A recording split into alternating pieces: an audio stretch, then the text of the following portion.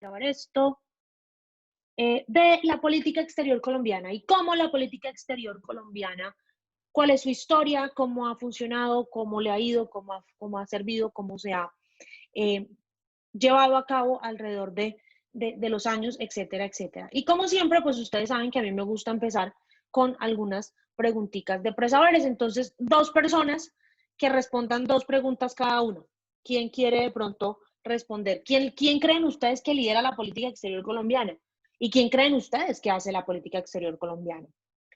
¿Qué enfoque creen ustedes que tiene esa política exterior? ¿Y ustedes saben realmente o tienen algún conocimiento de qué es la Comisión Asesora de Relaciones Exteriores? Entonces vamos a darle la palabra a David para que responda dos preguntas y después le damos la palabra a alguien más para que responda otras dos. Pues, profe, en lo de quién lidera la política exterior colombiana, lo que entendí es que la lidera el ministro de Relaciones Exteriores del país. O sea, ahí sería el ministro de nuestro país el que lidera las relaciones y que hace la política exterior colombiana, lo que hace es llevar un bien común entre los estados, digamos, aquí al lado latinoamericanos o exterior de afuera para llevar digamos, un buen diálogo entre sí para el comercio o para cualquier actividad que sea necesaria. Ok, por ahí va más o menos la cosa. Y las otras dos preguntas, ¿quién las quiere responder? ¿Qué enfoque Bueno, tiene pues la política en exterior y relación qué al es la enfoque, Comisión Asesora? yo Dime, había Lucía. averiguado para el trabajo anterior, o sea, en primer lugar, como Duque y toda su campaña giró en torno a lo que fue la economía naranja y todo eso, la política exterior de este gobierno también tiene como ese enfoque de innovación y emprendimiento. Y pues otra de las cosas que yo averigüé es que buscaban como una participación más activa de Colombia en las relaciones exteriores. Okay. ¿Y sabes qué es la Comisión Asesora de Relaciones Exteriores? No, profe. Bueno, les voy a soplar un poquito.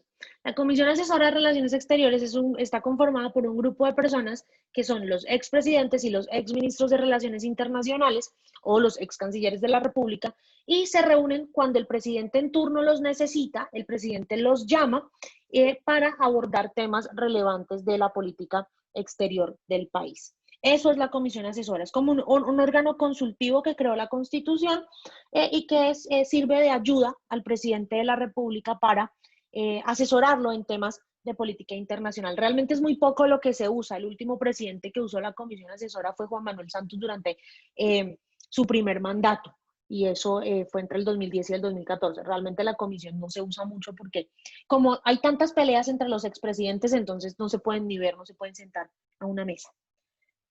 Vamos a jugar. Entonces vamos a ir a Kahoot y vamos a jugar un ratico y vamos a ver qué tanto saben ustedes de la política exterior colombiana. ¿Están viendo la pantalla ya de Kahoot? Sí, Yes, profe. profe. Listo, entonces ahí está ay no, pero la música de Kahoot me desespera. A mí la música de Kahoot me desespera. A mí ¿Están también, viendo el profe. pin? 44, ay, es terrible. 4462-282 y vamos a jugar con 5 o 6 preguntitas de qué tanto saben ustedes sobre la política exterior de su país.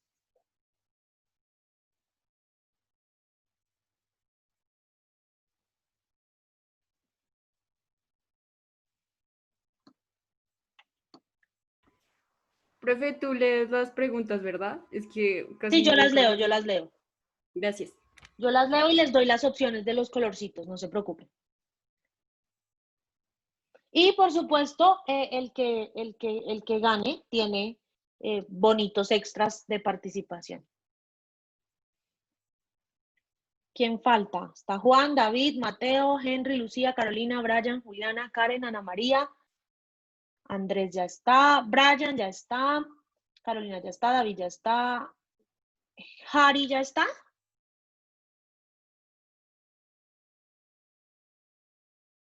Henry ya está, Juan David ya está, Juliana ya está, Creo que Karen ya falta está, Laura, profe. Laura, ¿estás Falta por Laura y ahí? Harry. ¿Y Valentina? Sí, profe, Valentina. Lo que pasa es que estoy teniendo problemas con el computador, entonces ahorita me sacó de Zoom, pero entonces está demorado en entrar acá. Espera un momentito. Dale, vamos a dar 2 minutos y que se conecten los demás y arrancamos, porque ustedes son 15 y hay 12, entonces faltan 4 personas. Entonces vamos a dar 2 minutitos y empezamos con el Kahoot.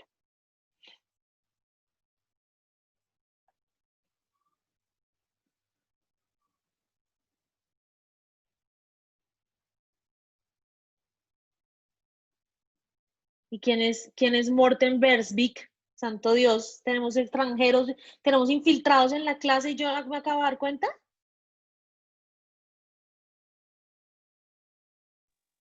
Profe, te tocó el infiltrado. Sí. Qué susto. Hay un impostor entre nosotros. Pero ya se fue. Se asustó. Ya se fue. Faltan 3 O personas. allá en el otro lado del mundo. Diciendo, uy, qué agua acá. ¿Qué? Pero no, porque no hay infiltrados. Volvió a aparecer, ya volvió a aparecer. No. Bueno, ¿quién falta por entrar? Ya está Sofía, ya está Brian, ya está Juliana, Karen, Ana María, Andrés ya está también, Brian ya está, Carolina ya está, David ya está, Jari falta, Henry ya está, Juan David ya está, Juliana ya está, Karen ya está, Laura ya está, Lucía ya está, Mateo ya está, Michelle ya está y Valentina ya está. Bueno, vamos a empezar entonces en 3, 2, a ver cómo les va con este Kahoot. Acuérdense, yo leo preguntas y les doy los colorcitos. Entonces, ¿qué tanto sabemos de Colombia y su política exterior? Primera pregunta, ¿quién define la política exterior colombiana? Es decir, ¿quién la hace? Rojo, el presidente; azul, el Congreso; amarillo, el canciller; verde, todas las anteriores.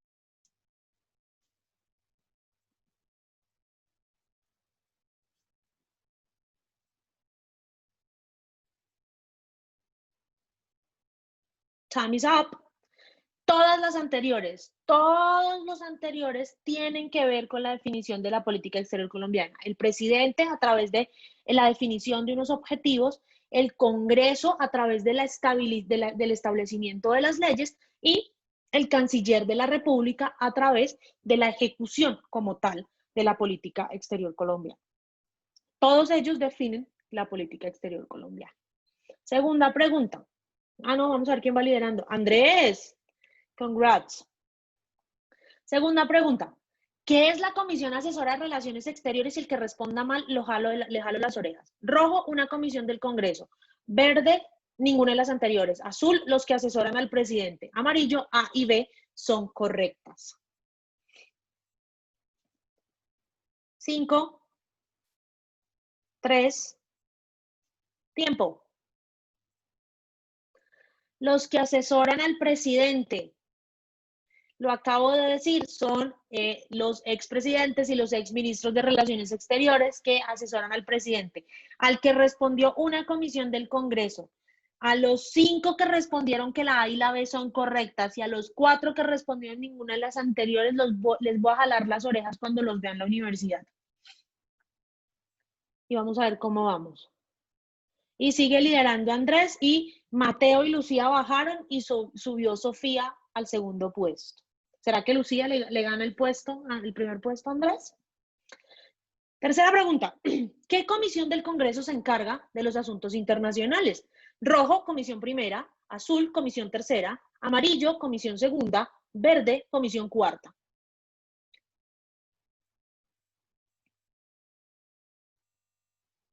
Cinco, 3, 1, tiempo. La comisión segunda en Senado y Cámara es la Comisión de Relaciones Internacionales, o la que se encarga de todos los temas de política internacional de nuestro país. Profe, qué pena. Ahí ¿será que puedes dar un tiempito para explicarlas? Es que, pues, yo sabía que la segunda se encargaba de la política exterior, más sin embargo, nunca he tenido conocimiento de las otras. No sé si puedes dar un tiempito de la clase, siempre he querido saber. Al final de la clase yo les explico cuáles son las comisiones y qué hace cada una. ¿Listo? Listo, profe, gracias. Claro que sí.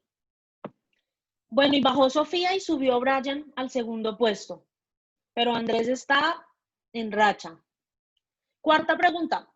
La canciller de Colombia se llama Claudia Blum. Esta afirmación es azul verdadera, rojo falsa. Bueno, esta pregunta es muy fácil.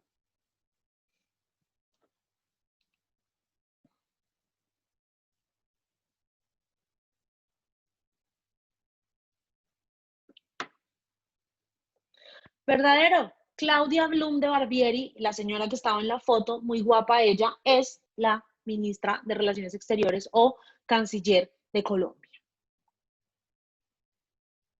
Y parece ser que a Andrés ya nadie le va a ganar el punto de participación. Y vamos entonces con la última pregunta. Última pregunta. ¿La embajada de Colombia en la Unión Europea es la más importante del país? Falso, rojo, verdadero, azul. ¿Es la embajada de Colombia en la Unión Europea la más importante para nosotros? ¿Sí o no?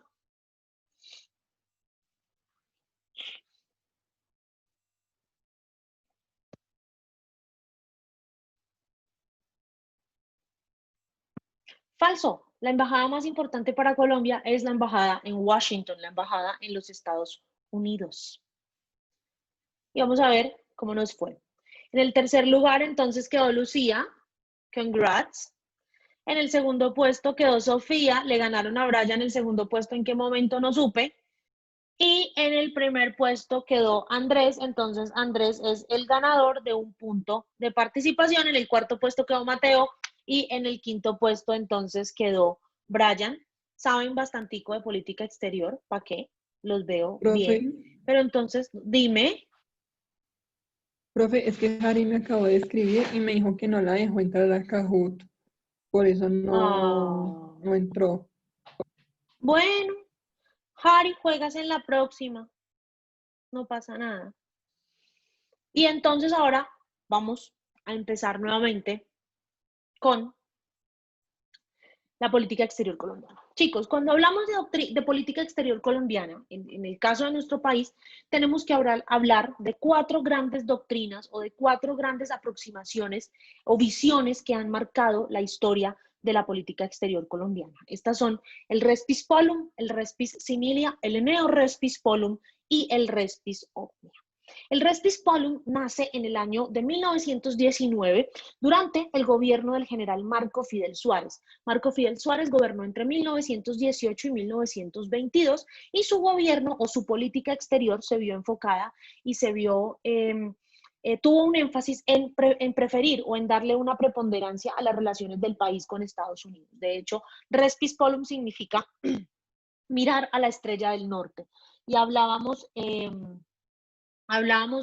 de la estrella del norte, entendido como los Estados Unidos y como esa relación que Colombia, esa relación de cercanía, de amistad y de preponderancia que Colombia debía tener con la potencia norteamericana.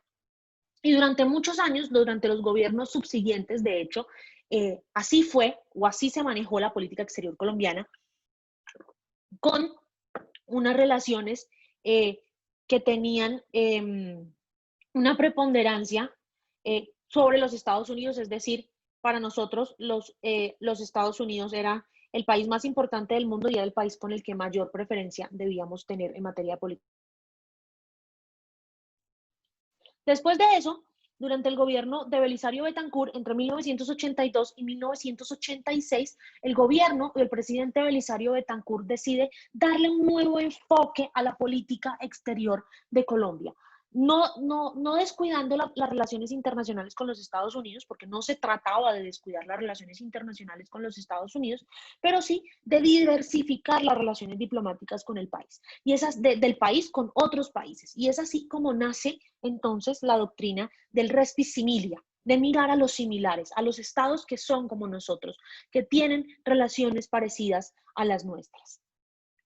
Y es así como Colombia obtiene algunos de los triunfos diplomáticos más importantes de su historia a nivel internacional, cuando nos convertimos cuando Colombia obtiene la presidencia pro tempore de la Organización de los No Alineados, por ejemplo, que fue una organización que se creó durante todo ese tiempo de la Guerra Fría para hacerle saber a los Estados Unidos y a la Unión Soviética que que más de una treintena de países, más de 30, 40 países que conformaban esta Organización de los No Alineados, no estaban ni con los Estados Unidos ni con la Unión Soviética, sino que eran países independientes que diversificaban sus relaciones. Además, durante el gobierno de Betancur, Colombia fue miembro activo del Grupo de Contadora. El Grupo de Contadora fue un grupo que ayudó a resolver los problemas de guerras civiles internas en los países de Centroamérica, en El Salvador, Nicaragua, Honduras y demás. Y durante el gobierno de Belisario Betancur, entonces Colombia obtuvo una preponderancia internacional al diversificar y al tener relaciones con más países similares a nosotros o con lo que se llama países en vía de desarrollo. Por supuesto, sin descuidar la relación con los Estados Unidos, porque como lo digo, la relación con Estados Unidos siempre ha sido supremamente importante. Después de esto, entonces, vienen las dos doctrinas como más modernas, que es el Neo Res Pispolum, que es una nueva forma de Res Pispolum, donde esta nace durante el gobierno del expresidente Andrés Pastrana Arango entre 1998 y el 2002, y se ve reforzada durante el gobierno de Álvaro Uribe Vélez entre el 2002 y el 2010, con un sentimiento de estadounidización de la política exterior colombiana, o lo que Arlene Tigner llama, como lo dijo Lucía hace un rato, la intervención por invitación. Durante el gobierno de Andrés Pastrana, pues el Estado colombiano tenía unas necesidades en materia de política exterior y era recuperar el apoyo, recuperar el ¿cómo decirlo? El buen nombre que tenía o las buenas relaciones que tenía, sobre todo con Estados Unidos, después de los hechos que habían sucedido durante el gobierno de Ernesto Samper, donde al presidente se lo acusa precisamente de ser narcotraficante, de que su campaña estaba financiada por el narcotráfico y demás. Y este tema se ve reforzado cuando después de los atentados del 11 de septiembre del 2001 sucede, se empieza a dar un hecho en el mundo y es la guerra mundial contra el terrorismo. Entonces, tanto Andrés Pastrana como Álvaro Uribe deciden iniciar un proceso de securitización de la política exterior colombiana, que lo voy a explicar más adelante. Y finalmente, la última doctrina es la doctrina del Res Pis Omnia, que nace durante el gobierno de Juan Manuel Santos Calderón entre el 2010 y el 2018, y que, de acuerdo con autores y con expertos en relaciones internacionales como el profesor Eduardo Pastrana Huelvas de la Universidad Javeriana, quiere o tenía como objetivo primordial convertir a Colombia en la segunda potencia de Sudamérica, después de Brasil, indiscutiblemente. En este momento se puede decir que el actual gobierno colombiano volvió un poco a la doctrina del Neo Res Pispolum, es decir, a la doctrina de estadounidizar su política exterior y dejar un poco de lado las relaciones con otros estados diferentes a los Estados Unidos. Y es una preponderancia que en algunos casos le va a salir muy cara a el gobierno colombiano. Pero entonces vamos a ver cómo ha sido la política exterior colombiana desde los años 90. Nos vamos a remontar 30 años en el tiempo. Ustedes estaban muy chiquitos, no habían nacido y vamos a repasar qué ha pasado desde 1990 con la política exterior colombiana. Mateo, la presentación en este momento no está en el Moodle, pero yo voy a subir la presentación, pues evidentemente junto con la grabación de la clase, al final de la misma, al aula virtual, para que puedan repasar. Y entonces nos vamos hacia el año de 1990. En 1990 llegó al poder el señor César Gaviria Trujillo, que tenía que tenía, bueno, venía, pues César Gaviria no iba a ser presidente de este país, porque el presidente de este país iba a ser indiscutiblemente Luis Carlos Galán Sarmiento, pero pues después de que los carteles del narcotráfico asesinan a Luis Carlos Galán y en un acto muy emotivo los hijos de Galán le entregan a César Gaviria las banderas de su padre, César Gaviria se convierte en presidente de Colombia y César Gaviria enfocó su política exterior a dos cosas. Uno, a internacionalizar la economía colombiana, es decir, a iniciar un proceso de apertura económica a nivel internacional que culminó con la firma de múltiples y que ha seguido, ese proceso inició lo que se conoce como la diversificación de la economía colombiana, en tanto que empezamos a aumentar nuestro nivel y nuestro nivel de exportaciones, pero también empezamos a firmar múltiples tratados de libre comercio con diferentes países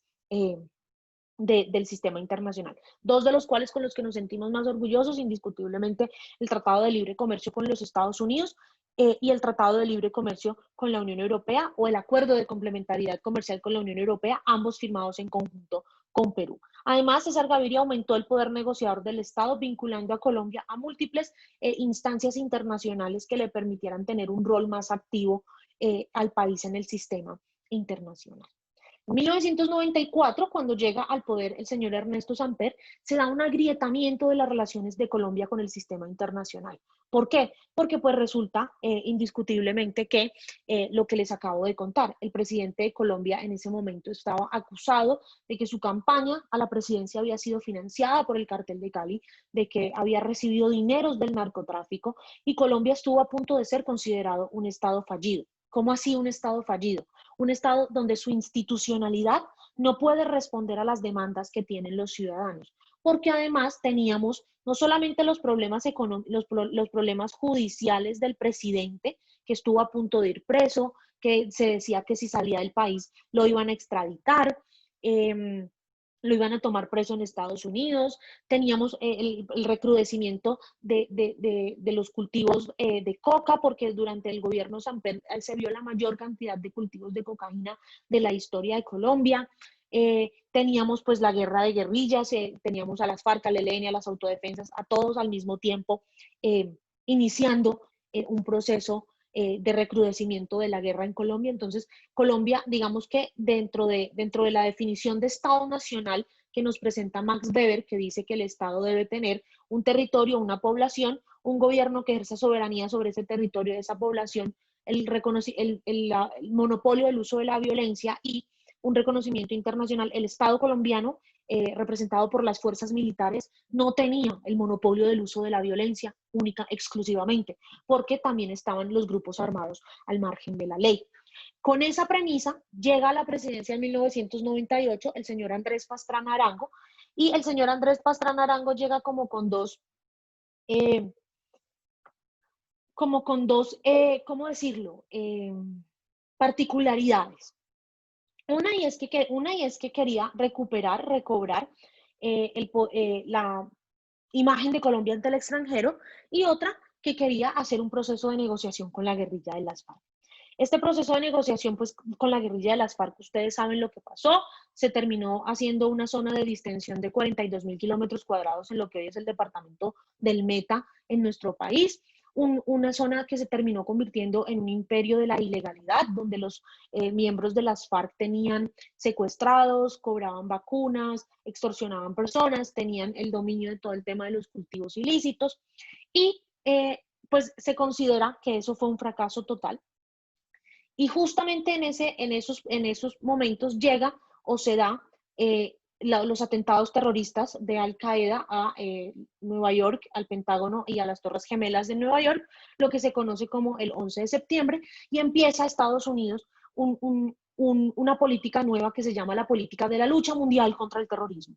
Y todos aquellos grupos armados al margen de la ley que causaran daños a los estados eran considerados entonces grupos terroristas, incluidos las FARC, las Autodefensas Unidas de Colombia y el ELN, entre otros grupos armados al margen de la ley alrededor de todo el globo. Con esta premisa, Estados Unidos y Colombia firman el acuerdo de cooperación internacional más grande que ha tenido Colombia en su historia, el Plan Colombia. Un acuerdo de cooperación internacional en el que Estados Unidos, durante un periodo de tiempo, le iba a dar a Colombia más de $5.000 millones anuales para el fortalecimiento de su aparato militar. Eso es lo que se llama, y eso es lo que Arlene Tigner llama entonces, la intervención por invitación. Nosotros prácticamente invitamos a los Estados Unidos de América a que interviniera en la política interna de Colombia. Realmente Andrés Pastrana lo único que hizo fue firmar el Plan Colombia, porque evidentemente quien iba a cumplir el Plan Colombia era Álvaro Uribe Vélez con su gobierno entre el 2002 y el 2010. Un gobierno que estuvo marcado por la securitización de la política exterior colombiana. ¿Cómo así la securitización de la política exterior colombiana? Arlene Tigner define a la securitización como aquel fenómeno en el que la seguridad nacional es elevada al máximo nivel de la agenda política de un Estado. Y eso era precisamente lo que pasaba en Colombia. ¿Cómo así que eso era lo que pasaba en Colombia? El discurso de esa época era el siguiente. En Colombia no hay plata para invertir en educación porque hay guerrilla. Entonces tenemos que acabar a la guerrilla. En Colombia no hay plata para la salud porque hay guerrilla. Entonces toca acabar con la guerrilla. En Colombia no hay plata para hospitales porque hay guerrilla. Entonces toca acabar con la guerrilla. En Colombia no hay turismo porque hay guerrilla. Entonces toca acabar con la guerrilla. Así, Álvaro Uribe o el gobierno de Álvaro Uribe hizo de la seguridad nacional el elemento más importante de la política interna y de la política externa de un país que estaba al borde de una crisis institucional terrible. Esa securitización, ese elevar la seguridad nacional al máximo nivel de la agenda, le dio una confianza estatal al gobierno de ese entonces para poder implementar una serie de medidas que recrudecieron la guerra y que le dieron algunos de los golpes más importantes a la guerrilla de las FARC. Pero también fueron unos años donde las relaciones con nuestros vecinos más cercanos, donde las relaciones sobre todo con Venezuela, con la Venezuela de Hugo Chávez y la Ecuador de Rafael Correa en ese momento, fueron relaciones tensionantes. En múltiples ocasiones se rompieron las relaciones internacionales de Colombia. En múltiples ocasiones se llamó a consultas a los embajadores tanto de Venezuela y Ecuador en Colombia como de Colombia en Venezuela y Ecuador. Culminó hasta con demandas por parte de Ecuador ante la Corte Internacional de Justicia de La Haya por intervenciones militares en territorio extranjero.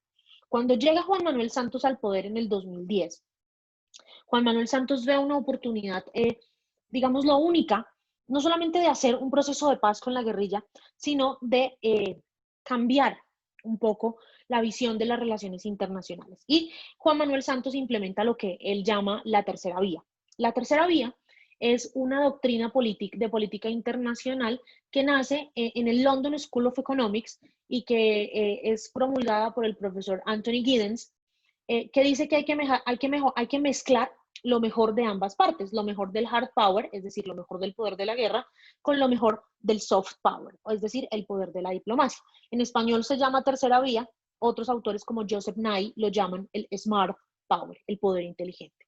Y Juan Manuel Santos decide aplicar entonces el smart power, el poder inteligente, a la política exterior colombiana, logrando que Colombia se consolide así como la segunda potencia o como la potencia secundaria de América Latina después de la Brasil de Lula da Silva. Una Colombia que tenía que gracias a su gestión de la institucionalidad, de un proceso de paz que aunque fue polémico,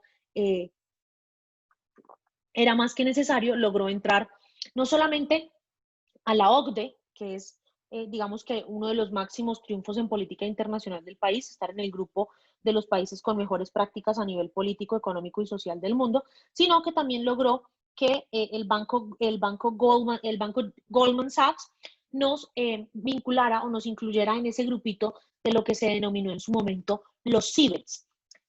Cuando empieza todo este crecimiento de estados en vías de desarrollo y demás, el banco Goldman Sachs empieza hablando de algo que se llama los BRICS, o el BRIC más bien, que era Brasil, Rusia, India y China, que eran los 4 países que más crecieron durante la década de los 2010, a pesar de que fue una década prácticamente perdida a nivel económico porque la crisis de 2008 en Estados Unidos y la Unión Europea tenía colapsado al mundo, pero durante esa época China crecía al 9% anual. Rusia crecía cerca del 5%, la India crecía cerca del 6% y Brasil llegó a tener tasas de crecimiento anual de más del 8%. Pero detrás de esos BRIC, de esos 4 países, había unos países también que eran como los que mejores perspectivas económicas tenían, y eran los denominados CIBELS. Y esos eran Colombia, Indonesia, Vietnam, Egipto, Turquía y Sudáfrica. Y eran los 4 países, eran los 5 países, los 6 países que más crecían después de los BRIC. Y Colombia estaba ahí. Eso era un triunfo para la política exterior colombiana, un logro para la política exterior colombiana indiscutiblemente.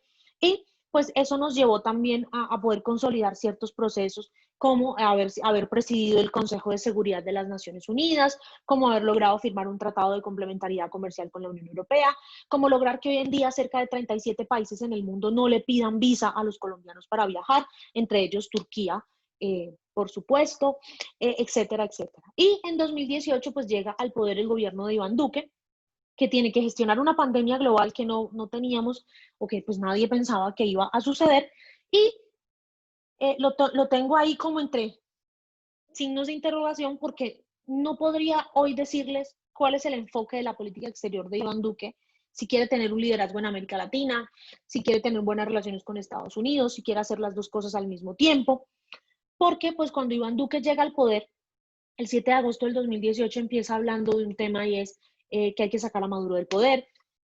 De hecho, la frase textual de su momento de posición es que a Nicolás Maduro le quedaban contadas las horas en el poder en Venezuela, y han pasado 2 años y Maduro sigue contando las horas en el poder. No tenemos relaciones diplomáticas con Venezuela, no tenemos muy buenas relaciones diplomáticas con la Unión Europea, porque la Unión Europea nos critica o le critica al Estado colombiano en cabeza del gobierno de Iván Duque la gestión que ha tenido del posconflicto. Pues tampoco es que seamos los mejores amigos de Donald Trump. Entonces no se sabe qué rumbo ha tomado la política exterior colombiana, y volvió la política exterior colombiana, o volvió el servicio exterior colombiano encabezado por la Cancillería de la República de Colombia a tener un manejo politiquero, un manejo donde realmente no se dan los cargos por meritocracia o por saber, sino para pagar favores políticos. Vamos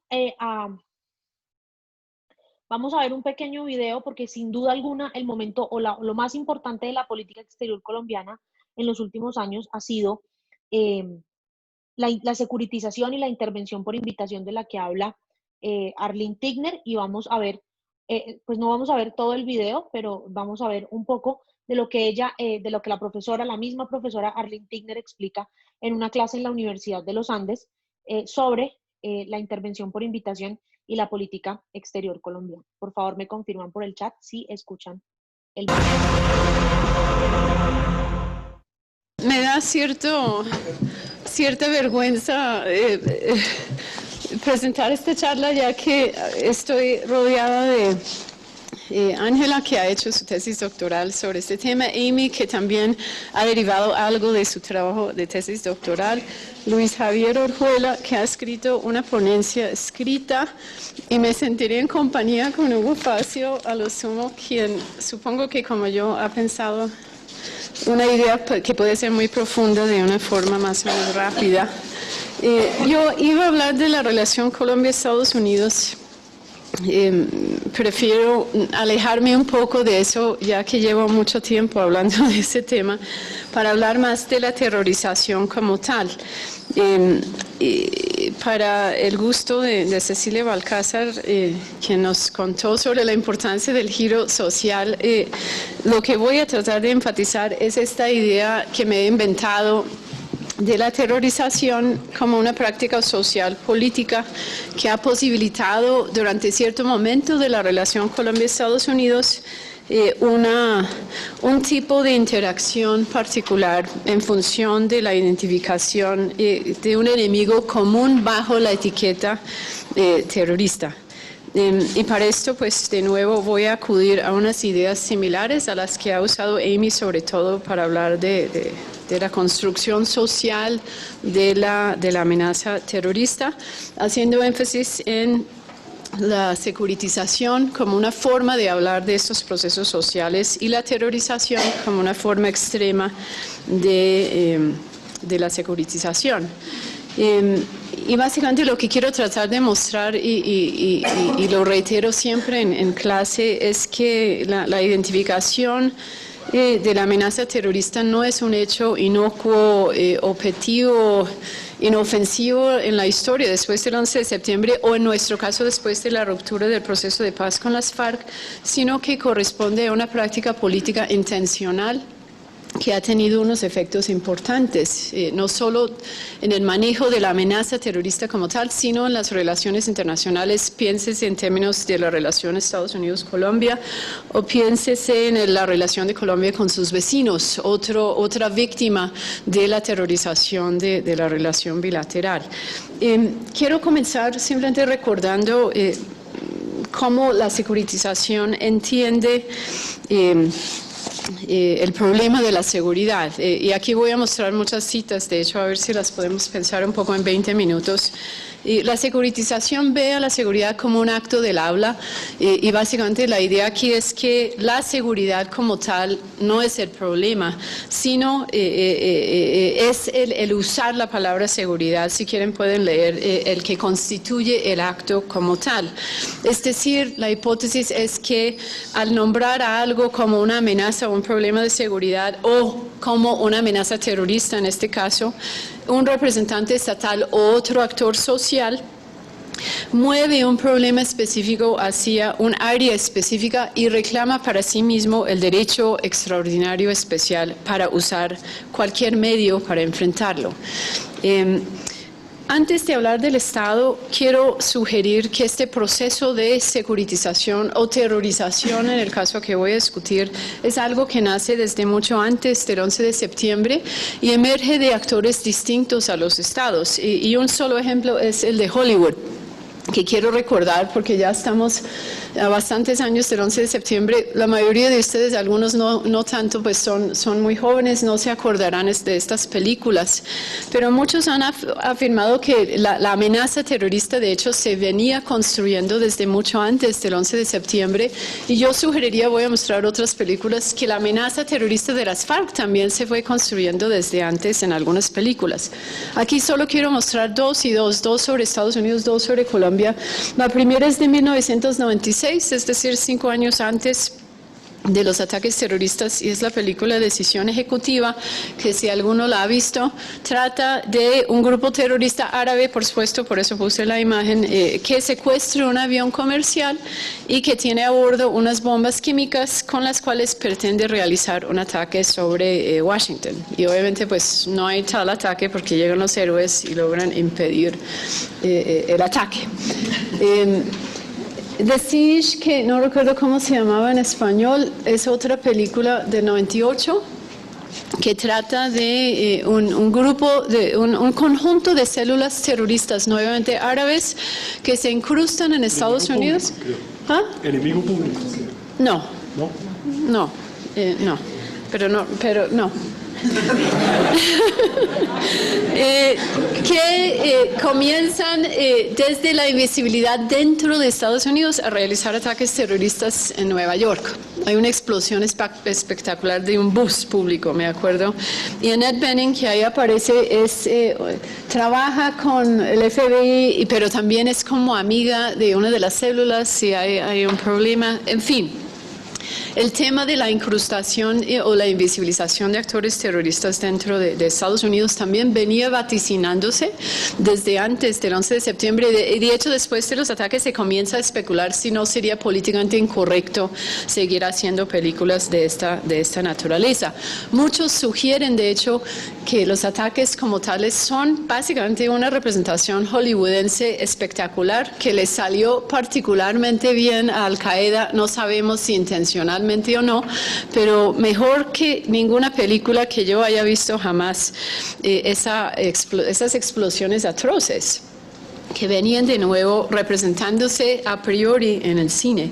En el caso de Colombia simplemente quiero mencionar dos, que pues son las dos películas que surgen o antes del 11 de septiembre o después y antes de la ruptura del proceso de paz con las FARC. Esta primera es Prueba de Vida, que si se acuerdan quienes la vieron, se trata de un, no recuerdo si es ingeniero de vías, me lo inventé, que me acuerdo que Russell Crowe va a arreglar una carretera o algo en algún país latino. Y un grupo guerrero que ahí están, que además usan drogas, no son narcotraficantes todavía, pero me acuerdo de unas escenas en donde consumen cocaína, lo secuestran, y entonces toda la película gira en torno al rescate del esposo de Meg Ryan, ¿no? Y finalmente la más terrible, Daño Colateral, de Arnold Schwarzenegger, de 2002, en donde ya es evidente que hay unos narcoterroristas latinos en un país que no se identifica como Colombia, pero que evidentemente lo es, que ponen una bomba en un edificio federal en Los Ángeles, matan a la familia de Arnold Schwarzenegger, y él va a viajar a Colombia, que no se llama así, para tomar venganza contra el señor ahí que le ha matado a su esposa y su hijo.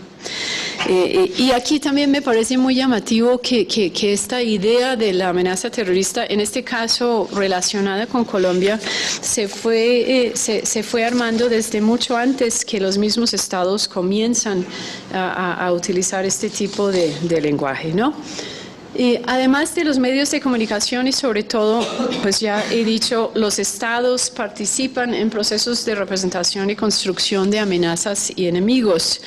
Y la idea de la securitización para mí ofrece una forma de entender estos procesos.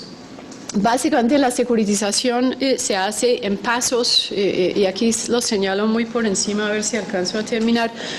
Un estado u otro, como el cine, declara que X constituye una amenaza existencial a la seguridad de alguien, generalmente la población. Esto se llama el securitizing move, y la idea es que si no hacemos algo sobre el problema ahora, puede que ya no sobrevivamos, es decir, se trata de una amenaza letal. Este paso securitizador debe ser aceptado por una población para que sea efectivo. Es decir, si yo declaro a tal organización una organización terrorista y la población o el país vecino no está de acuerdo con esta movida que he hecho, pues simplemente no funciona como tal el acto de la securitización. Y por último, el carácter existencial de las amenazas legitima y justifica medidas extraordinarias que generalmente violan reglas normales de juego, alejando los temas del espacio de debate público, justificando políticas secretas, legitimando, por ejemplo, la militarización de las políticas, la restricción de derechos, etc.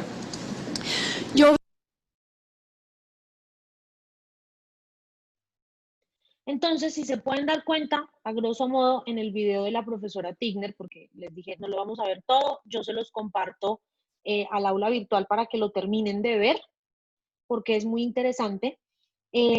La securitización es un fenómeno que surge como producto de una construcción social, apelando a la teoría constructivista de las relaciones internacionales, en la que de una u otra manera aceptamos como propias unas amenazas que también vienen impuestas de otros actores. Eso, por esa razón, la securitización de la política exterior colombiana se considera uno de los elementos más importantes de la misma durante los últimos años, y ha tenido gran parte y ha tenido mucho auge y mucho énfasis en artículos académicos y en puntos de vista políticos de la definición de nuestra política exterior. Pero entonces, ¿cómo es la política exterior colombiana? Según la Cancillería de la República, la política exterior colombiana se enfoca en la consolidación y el fortalecimiento de las instituciones políticas del país, que respondan a los cambios que se perfilan en el sistema internacional, a los cambios que vienen dados indiscutiblemente por el fenómeno de la globalización como elemento aglutinador de decisiones políticas, económicas y sociales. Por eso, el gobierno colombiano hace énfasis en el crecimiento y la competitividad, la igualdad de oportunidades y la consolidación de relaciones que lleven al país a tener una mayor integración social y a diversificar los temas de la agenda. Colombia quiere tratar de diversificar los temas de la agenda y que no sean solamente temas de securitización o de seguridad, sino que ya vayan incluidos otros temas. Entonces, Colombia lo que quiere es posicionar los logros que ya ha venido alcanzando, sobre todo al ser un referente internacional en la lucha contra las drogas, el fortalecimiento y el compromiso de la defensa nacional y la promoción de los derechos humanos. Dice la Cancillería colombiana que va a fomentar las relaciones bilaterales con los países con los que no se ha hecho suficiente énfasis y pues profundizar las relaciones con los socios tradicionales y estratégicos del país. ¿Cuáles son los socios tradicionales y estratégicos del país? Los Estados Unidos y la Unión Europea, realmente. Pero entonces, y hablando un poco y volviendo un poco a la noticia que tocaba Andrés cuando nos contó su noticia de las políticas migratorias, una parte esencial de la política exterior de un Estado es su política de fronteras. Y Colombia como tal no tiene una política de fronteras. Colombia tiene un número de fronteras marítimas y un número de fronteras terrestres, pero no tiene una política definida con esas fronteras. Sin embargo, es importante que repasemos cuáles son las fronteras colombianas, cuáles son esos vecinos naturales de Colombia, porque con ellos es con quienes deberíamos trabajar más de la mano en la solución de problemas que afecten a ambos estados. Entonces, Colombia tiene una frontera con Jamaica, una frontera marítima por el Mar Caribe, que fue definida mediante el Tratado Sanín-Robertson del 12 de noviembre de 1993. Es un tratado que está ratificado por los congresos nacionales de ambos países y que no tiene problema alguno. También tenemos una frontera marítima con Honduras por el Mar Caribe que fue firmada el 2 de agosto de 1986 en el Tratado Ramírez Ocampo López Contreras, que no ha sido ratificada por los congresos nacionales ni de Honduras ni de Colombia. Es decir, que si llegado el caso, Colombia y Honduras tuvieran un diferendo limítrofe, Honduras podría demandar a nuestro país ante la Corte Internacional de Justicia y viceversa. Nosotros también podríamos hacerlo.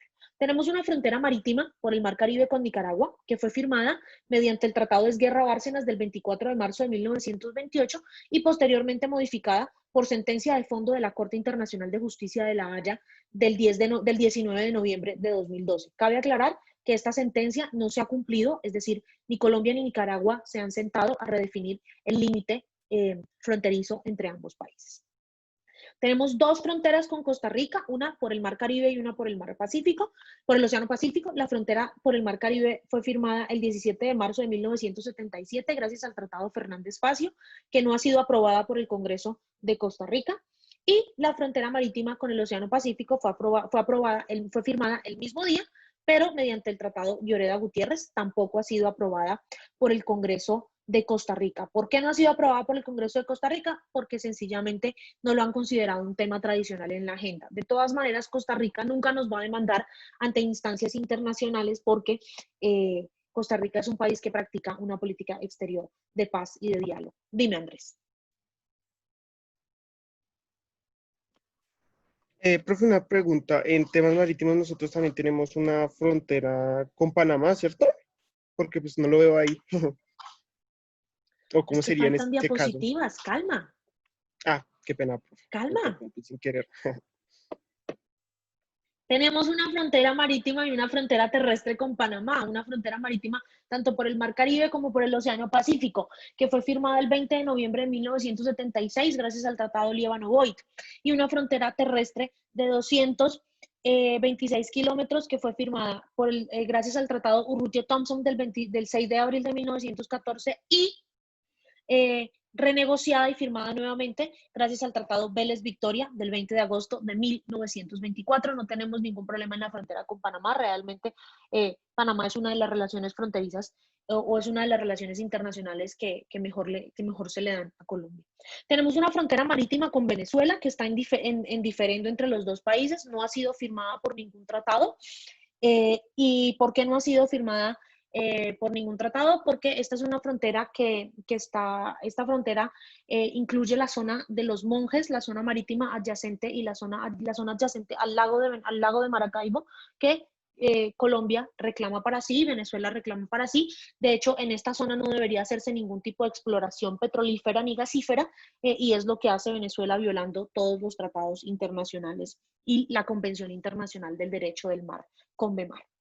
Tenemos una frontera terrestre de 2.219 kilómetros con Venezuela. Es la segunda frontera más larga de América después de la frontera entre México y los Estados Unidos, y la segunda frontera más problemática de América también después de la frontera entre México y los Estados Unidos. Esta frontera este tratado limítrofe fue negociado gracias al Tratado Arosemena-Guzmán, firmado el 14 de septiembre de 1881, ratificada mediante un laudo español de la reina regente María Cristina del 16 de marzo de 1891, nuevamente ratificada mediante una sentencia del Consejo Federal Suizo del 24 de marzo de 1992, que ratificó el Tratado López de Mesa-Gil Borges del 5 de abril de 1941.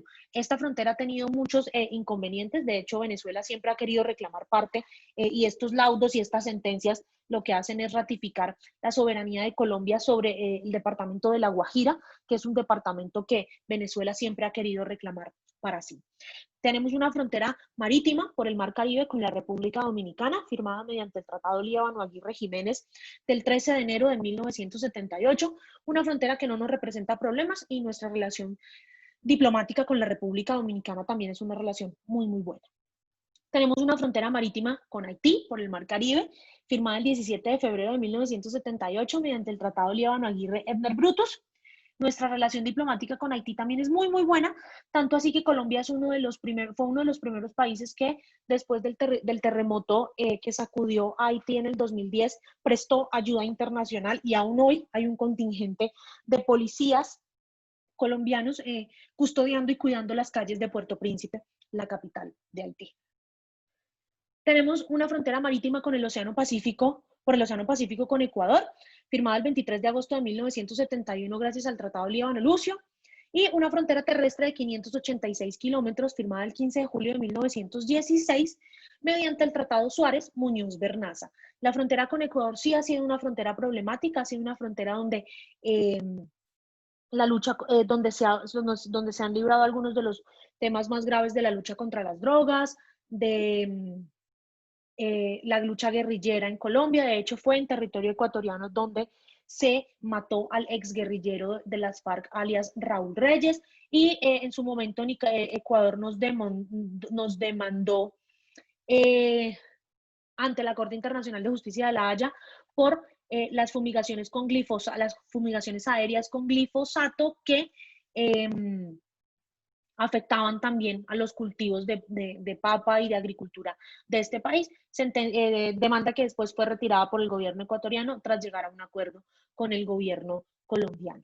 Tenemos una frontera terrestre de 1.626 kilómetros, la tercera más larga del país, con la República del Perú, firmada mediante el Tratado de Lozano-Salomón del 24 de marzo de 1922. Realmente esta frontera debería haber sido renegociada después de la guerra con el Perú de 1930, y es una falta que tiene la política exterior colombiana, porque se perdió mucho territorio durante esa pequeña guerra de casi 3 meses con el Perú, y no se renegoció la frontera marítima, la frontera terrestre con la República del Perú. Y tenemos una frontera terrestre de 1.645 kilómetros con la República Federativa del Brasil, que fue firmada mediante el Tratado Vázquez-Cobo Martins del 24 de abril de 1907 y renegociada y nuevamente firmada gracias al Tratado García Ortiz Mangabeira del 15 de noviembre de 1928. No, Andrés, no somos el país con más fronteras. El país con más fronteras es la República Popular China, que tiene fronteras terrestres y marítimas con cerca de 18 estados del mundo.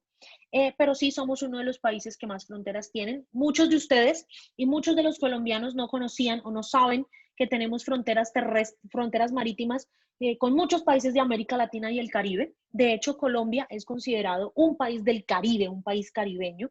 Y la profesora Socorro Ramírez, profesora del Departamento de Ciencia Política y Relaciones Internacionales de la Universidad Nacional de Colombia, siempre ha dicho que el problema principal que tiene Colombia es que ve a las fronteras como algo de un paso fronterizo, un puente, un punto de la aduana y nada más. Realmente las fronteras son las fronteras son esencia viva de los estados, y en las fronteras las dinámicas políticas, las dinámicas económicas, pero sobre todo las dinámicas sociales de una frontera hacen que las fronteras deben ser muy, muy importantes. ¿Cuántas fronteras tenemos? Contemos, Mateo. Contemos a ver cuántas fronteras tenemos. 1, 2, 3, 4. 5, 6, 7, 8, 9, 10, 11 fronteras entre terrestres y marítimas con países de América Latina y el Caribe. Entonces, por ejemplo, algo muy curioso que pasa en la frontera entre Colombia y Brasil es que en la frontera entre Colombia y Brasil, la frontera entre Colombia y Brasil es una frontera meramente selvática. No es una frontera como de pronto la frontera entre Colombia y Ecuador por Pasto, por el puente internacional de Rumichaca, que hay un puente que tú sabes que del puente para allá es Ecuador, del puente para acá es Colombia, o la frontera con Venezuela por el paso de Cúcuta, que del puente para allá es Venezuela, del puente para acá es Cúcuta. La frontera con Brasil es una frontera que no está definida y está en la misma ciudad de Leticia, ciudad capital del departamento del Amazonas. Llega un momento en que hay un barrio de Leticia que si tú cruzas más allá, si tú cruzas como una línea amarilla que hay en ese barrio, estás en Tabatinga, el primer pueblo del Brasil.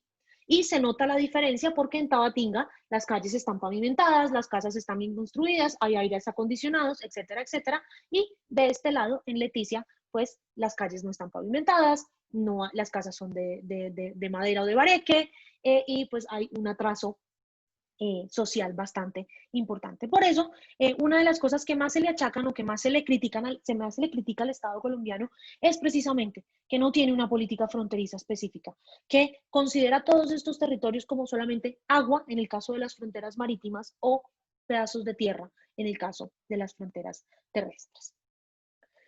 Por eso, en el año 2005, más o menos, perdón, Colombia le pagó a FEDesarrollo para que le hiciera una misión de política exterior. Colombia no tiene una política exterior de Estado, no tiene como otros países un libro blanco de política exterior, es decir, un libro o una política pública que le diga cómo hacer o cómo ejecutar sus relaciones internacionales.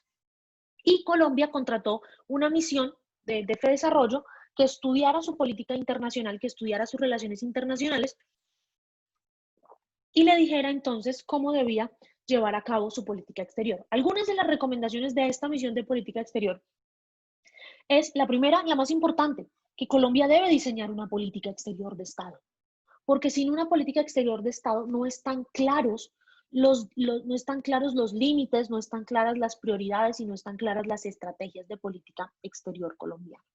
Esta recomendación no se ha cumplido. Colombia no tiene una política exterior de Estado. Otra recomendación que le hace la misión de política exterior al Estado colombiano es que Colombia debe redefinir su política de fronteras. Debe redefinir su política de fronteras en el entendido de que las fronteras son más que meros puestos fronterizos o más que meros puestos aduaneros, que las fronteras son esencia viva, que las fronteras son personas, son comunidades y construcciones socioculturales que necesitan una intervención. Quizá el principal problema, chicos, de la política exterior colombiana radica en que Colombia hace toda su política exterior desde Bogotá, no desde las regiones. Y la política de fronteras no debe hacerse desde Bogotá. La política de fronteras debe hacerse desde el Amazonas, desde el Putumayo, desde Nariño, desde La Guajira, desde norte de Santander, desde Chocó. ¿Por qué? Porque es allí donde interactuamos, donde intercambiamos experiencias con los nacionales de otros países. Quizá más en el caso de la frontera, de las fronteras con Venezuela por Arauca, La Guajira y norte de Santander, o de la frontera con Brasil por el Amazonas, que de la misma frontera con Panamá, que la frontera con Panamá es muy selvática porque es por el paso del tapón del Darién. Esa recomendación tampoco se ha cumplido. La misión le dijo al gobierno colombiano que debía desarrollar y expedir un documento COMPE sobre derechos humanos, un documento de política económica y social donde se protegiera y se defendieran los derechos humanos. Esa recomendación se cumplió a medias porque pues en Colombia los tratados de derechos humanos están protegidos por la misma Constitución Nacional mediante algo que se llama el bloque de constitucionalidad. como así el bloque de constitucionalidad. En Colombia todos los tratados que se firmen para proteger y defender los derechos humanos están incluso por encima de la propia Constitución Nacional.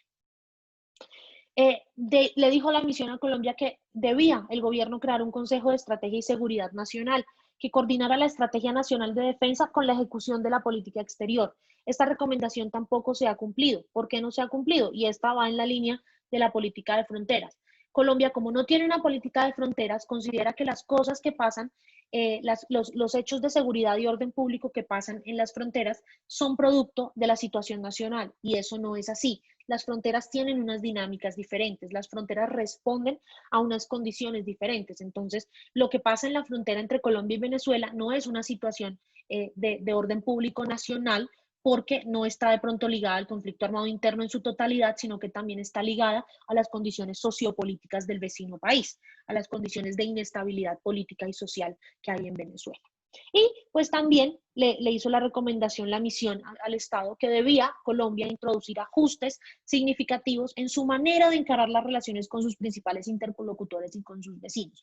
Durante muchos años, y lo sigue siendo, la diplomacia colombiana ha sido diplomacia de micrófono.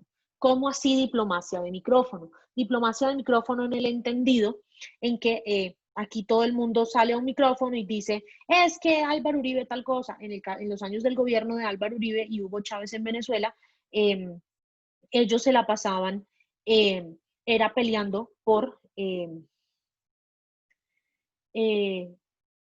temas políticos en cada uno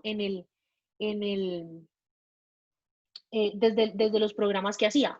Álvaro Uribe desde los consejos comunales y Hugo Chávez desde Aló Presidente. Eso tampoco lo hemos hecho. Realmente estamos quedados en esas recomendaciones de política exterior que deberíamos incluir porque son muy buenas y pueden ayudar a fortalecer la política exterior de nuestro país.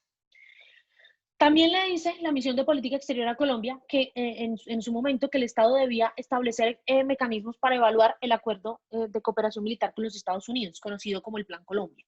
Ya tenía que llegar un punto en el que, y todavía debe llegar un punto porque todavía ese dinero del Plan Colombia sigue llegando, debe haber un punto en el que ya empecemos a hacer el traspaso de ese dinero, no para la guerra, sino para la construcción del posconflicto, y eso es algo que ni Colombia ni Estados Unidos han querido hacer. Hay muchos senadores del Partido Demócrata que le están exigiendo a Colombia que haga esa evaluación para ver cómo se hace esa transición de que los dineros que llegan por cooperación internacional de Estados Unidos para la guerra, pues no sean para la guerra, sino sean para el posconflicto. También le decía la misión a Colombia que debía recurrir a instancias regionales para promover la discusión de temas relacionados con la seguridad, la defensa y el narcotráfico. Para eso se crearon organismos como la UNASUR, que fracasó, que fue un fracaso total, como PROSUR, que va camino a ser un fracaso total. En la OEA no se tratan este tipo de temas porque en este momento la OEA está muy politizada hacia la situación de Venezuela, pero Colombia debe entender que Colombia no es el único responsable de la lucha contra las drogas, que la lucha contra las drogas no debe ser vista como un problema, no debe ser visto como un problema de narcotráfico, no debe ser visto como un problema de crimen organizado, sino que debe ser visto como un problema de salud pública. Realmente nosotros producimos, o el Estado, o pues Colombia produce cultivos ilícitos porque hay quien le compre. ¿Y quien le compra? Pues le compran los europeos, le compran los norteamericanos. Entonces, hasta tanto no se resuelve el problema de la demanda, pues no se va a resolver el problema de la oferta. Es un tema muy macroeconómico, por decirlo así. Colombia debía, y otra de las recomendaciones que en su momento le hizo la misión, era que en el año 2020 Colombia debió organizar una cumbre internacional con ocasión de la celebración de los 100 años de la lucha contra las drogas, y Colombia lo iba a hacer, pero pues por la pandemia no se pudo hacer, y pues esperar a ver cuándo va a pasar, porque esto va de la mano con la recomendación anterior, y es que el tema de la lucha contra las drogas no es un tema solo colombiano, no es una responsabilidad solo colombiana, sino que también es una responsabilidad de quienes compran la droga que se produce en este país. Otra recomendación que Colombia no ha acogido y no ha querido acoger y está quedada, por decirlo así, es la inserción en la cuenca del Pacífico. Como ustedes se dieron cuenta, Colombia tiene muchas fronteras por el Océano Pacífico con muchos países, y Colombia tiene una gran cantidad de costa en el Océano Pacífico. Y Colombia no ha querido o no ha sabido cómo insertarse en los principales foros de concertación de Asia-Pacífico, como la APEC, el Foro de Asia-Pacífico. Un foro en el que están países como China, está Japón, Tailandia, Corea, Taiwán, las Filipinas y todos los demás países asiáticos, los tigres asiáticos y los dragones asiáticos que tienen costas en el Océano Pacífico, y que en representación de América están países como Brasil, como Chile, como México y como Perú. Y Colombia no ha aprovechado esa potencialidad de tener una costa en el Océano Pacífico y de tener un puerto multimodal como Buenaventura en el Océano Pacífico para insertarse y lograr acuerdos comerciales y acuerdos de complementariedad comercial con los países de Asia-Pacífico. Colombia está muy quedado en ese aspecto, aunque tampoco cumple algunos de los requisitos que le pide la APEC, como que en el puerto sea un puerto multimodal de última generación. Si bien el puerto de Barranca de Buenaventura es un puerto multimodal, no es un puerto multimodal de última generación. Buenaventura es una ciudad con un atraso increíble y para los japoneses y los chinos es importante que todas las personas del puerto hablen inglés, y en Buenaventura pues escasamente hablan español. Y otra recomendación muy importante es que Colombia debe convertir el medio ambiente en uno de los ejes fundamentales de su política exterior. Colombia tiene parte del Amazonas, del pulmón del mundo. Colombia tiene una diversidad en flora y fauna importantísima. Colombia tiene una diversidad una variedad de recursos hídricos, una riqueza en recursos hídricos importantísima, y Colombia debe convertirse entonces en signatario de todos los acuerdos internacionales que permitan defender el medio ambiente, y Colombia debe trabajar para proteger el medio ambiente, y eso es algo que en lo que todavía estamos fallando. Hasta aquí, ¿alguna pregunta, alguna duda, algo que aclarar?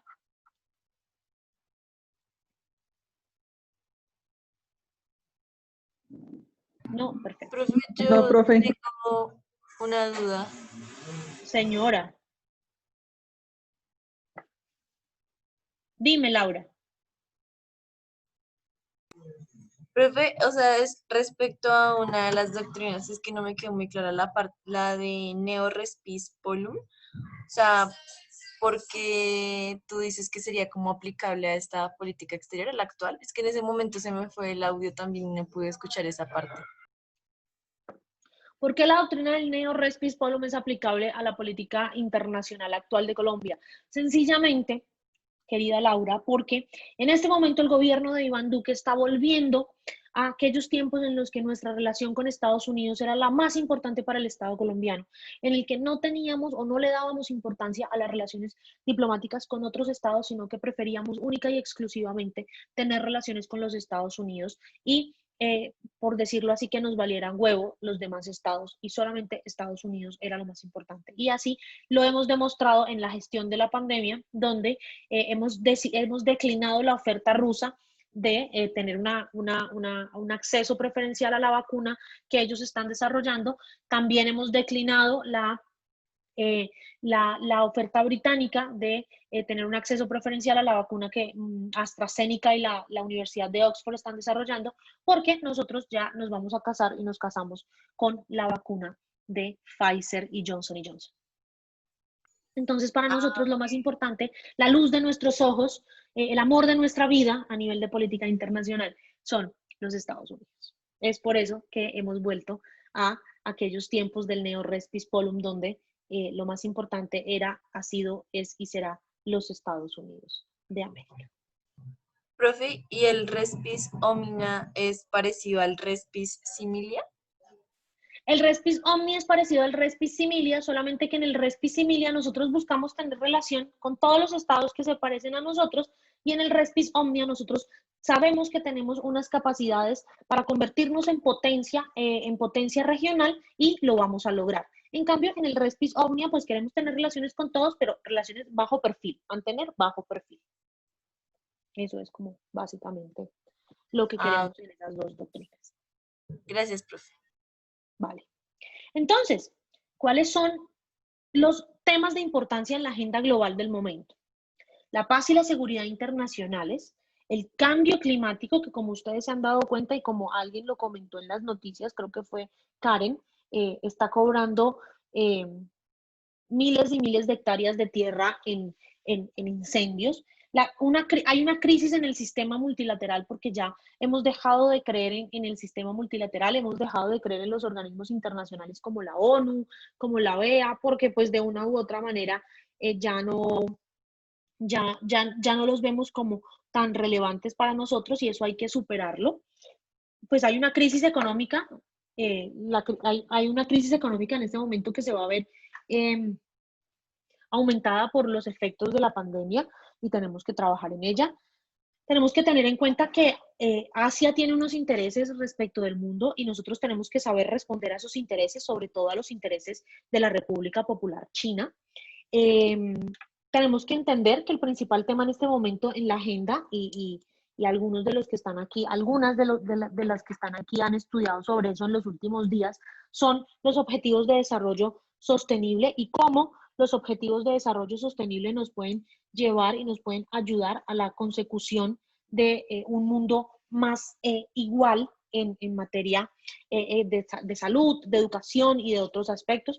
Tenemos que entender que las migraciones, y nosotros somos víctimas, bueno, no víctimas, sino somos receptores, la palabra víctima es un poco fuerte, somos receptores de gran cantidad de migración por fenómenos políticos, sociales y económicos de otros países.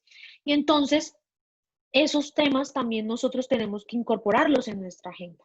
Pero también tenemos que incorporar el combate contra el crimen organizado y el narcotráfico, entendiendo, muchachos, como lo dije hace un momento, que el tema de la lucha contra las drogas no es solamente un tema de narcotráfico, es también un tema de salud pública. Porque si esto es un tema económico de macroeconomía básica. Nosotros producimos porque tenemos alguien que nos compra. Si no hubiese quien comprara, pues probablemente no produciríamos. Tenemos que analizar y tenemos que darle más importancia al rol de la sociedad civil en el contexto actual. En este momento hay una crisis de confianza de los ciudadanos respecto del Estado y esa crisis se ve reflejada en las constantes protestas y en las constantes muestras de inconformidad ciudadana. Entonces, el Estado tiene que saber responder a eso también a nivel internacional.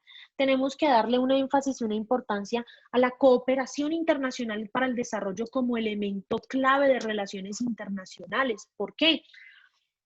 Porque es que la cooperación internacional para el desarrollo es la nueva forma de hacer relaciones internacionales donde todos los actores del sistema se vean incluidos, no solo los estados o las organizaciones intergubernamentales, sino también las organizaciones no gubernamentales y las organizaciones de la sociedad civil.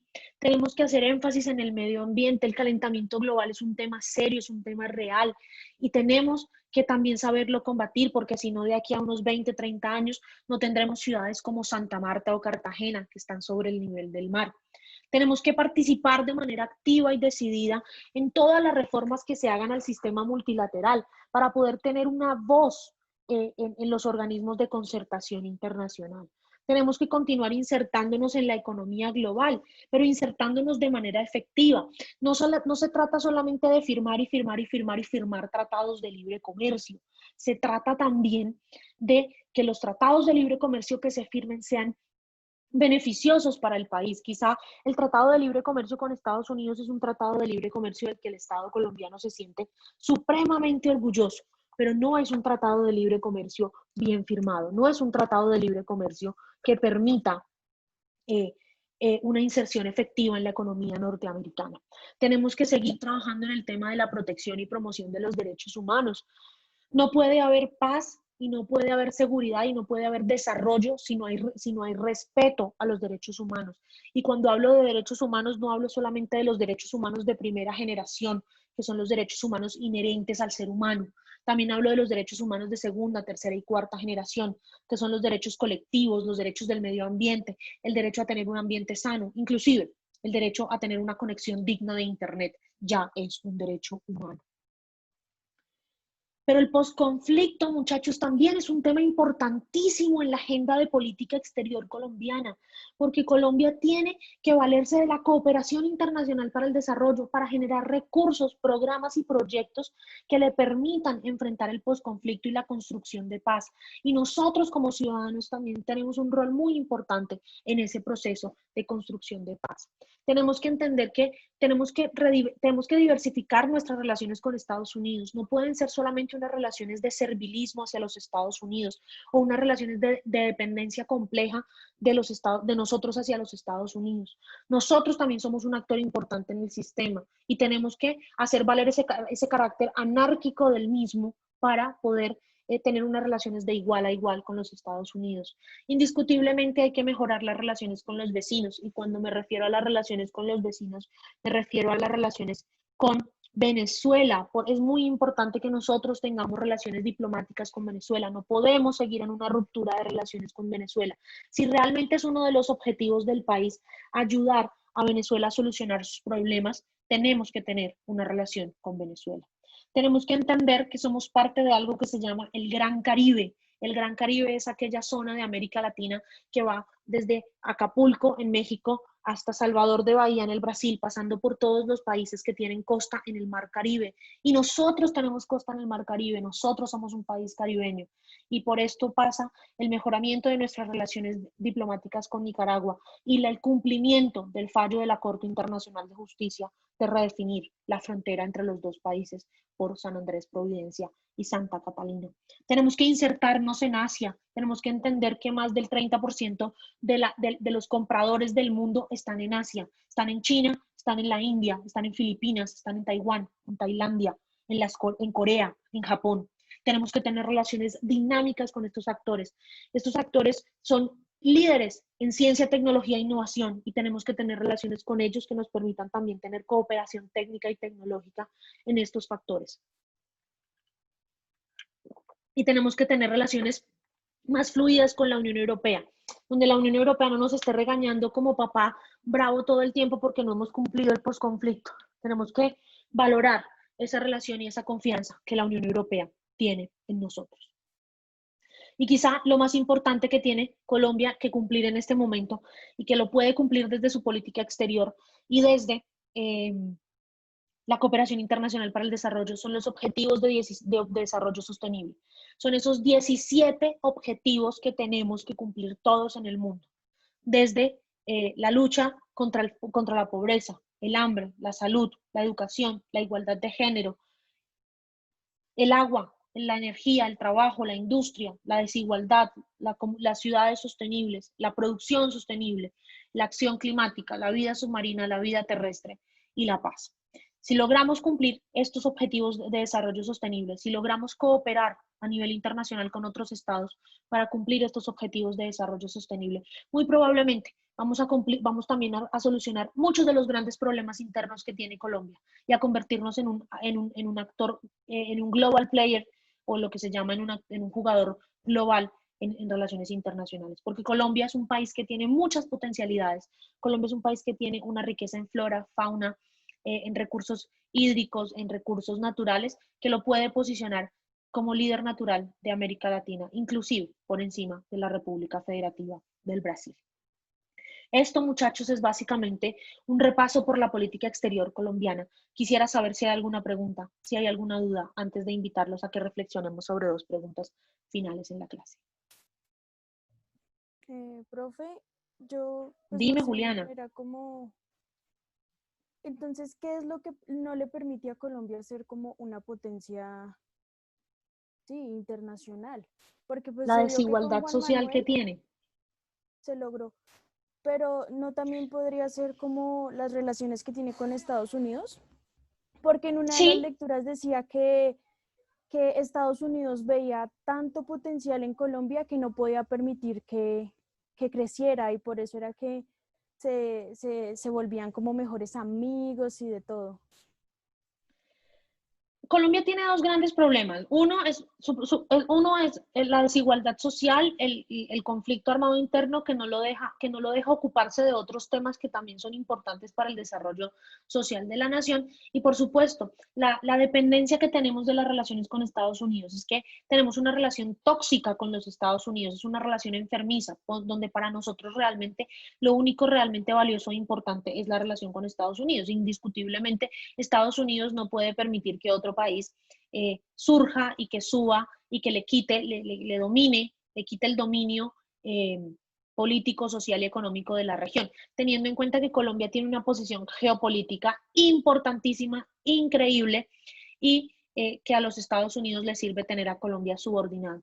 Esas dos cosas son las que hacen que Colombia no pueda rise and shine en el sistema internacional. Entonces, reflexionemos. 2 o 3 personas que reflexionen. Ah, no, no vamos a reflexionar de nada, mentira. ¿Qué vamos a hacer la otra semana? Por favor, en la semana 7 del campus, revisen las lecturas. Vamos a hablar sobre la política exterior de México, sobre la política exterior de Venezuela, sobre la política exterior de Brasil, sobre la política exterior de Argentina y la política exterior de Chile. Como les dije, hay un quiz que mezcla lo de las lecturas y lo visto en clase. Entonces, yo me voy muy contenta de haberlos visto hoy, de haber compartido con ustedes en esta sesión de clase y nos vemos el otro viernes a las 9 de la mañana. En un ratito van a tener en la semana 6 del campus virtual la presentación y la grabación de la clase para que puedan volver a ella si necesitan repasar para el parcial. ¿Listo? Gracias, profe. Listo, profe, muchas gracias. Chao, se Profe, cuidan, gracias. feliz fin de semana. Hasta la próxima. Ay, Chao, no, profe. antes de que se vayan, quiero resolver la duda que tenía Andrés. Es Sí, sí, sobre profe. sobre las comisiones del Congreso.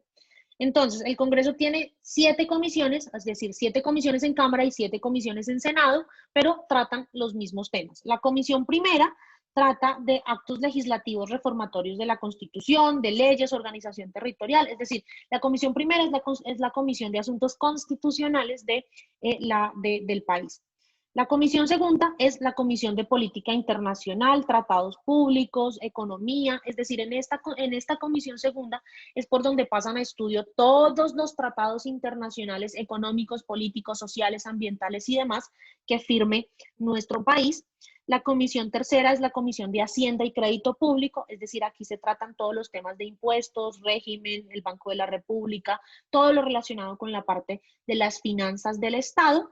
La comisión cuarta es la conoce de todo el tema de leyes fiscales, es decir, aquí es donde se habla de todo el tema de leyes de propiedad intelectual, leyes fiscales y demás.